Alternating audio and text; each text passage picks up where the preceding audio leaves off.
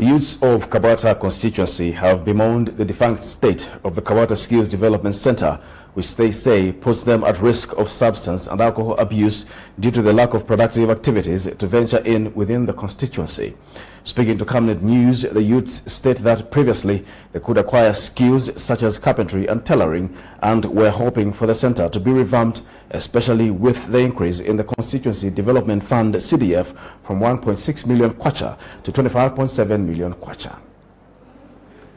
Skills centers are essential to the development of any country as they train citizens in various crafts that are used in many sectors of the economy. These are also helpful in curbing high levels of crime, drug, as well as alcohol abuse in countries like Zambia, where the vast population are youths, coupled with high unemployment levels. It is for this reason that concerned stakeholders have been advocating for the revamping of skills centers. The defunct Kamwala Skills Development Center in Lusaka, however, has been a highly politicized issue in the past 6 months, as some political players such as the Republican Progressive Party RPP, which is part of the United Party for National Development UPND Alliance, have been alleging that the skills center was personalized by former Kamwala lawmaker Mr. Lubinda. So we demand that this money should go back to the youths of Kamwala constituency. Mr. Lubinda used this and is using the Constituency Development Fund. The other buildings that are on that land were constructed using the Constituency Development Fund. It is not given Lubinda's money.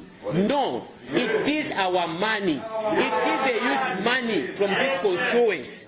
Mr. Lubinda is, however, on record denying the allegations. I'm saying I don't respond to such flimsy allegations.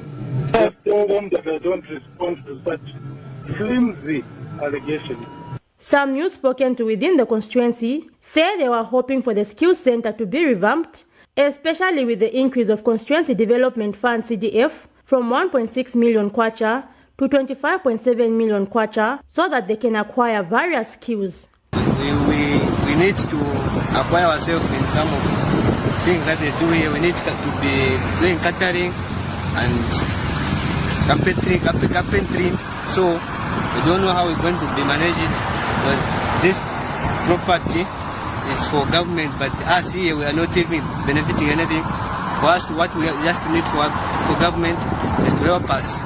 We don't want to find ourselves in drug abuse, like drinking alcohol, smoking dagga, doing such things. That's not good for us. As youth, what we want just development here.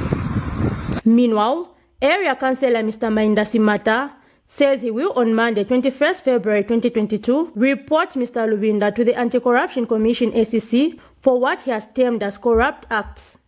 And as Council, I'm saying we are not going to stand for that. So beginning next week, we are going to make sure to say that this place is sealed off. We are not going to allow any kind of activity to take place at this center until ownership is returned to the people of Kamwala and it is used for its original purpose as a community facility and in particular to be used as a skills center and or a playback for the community.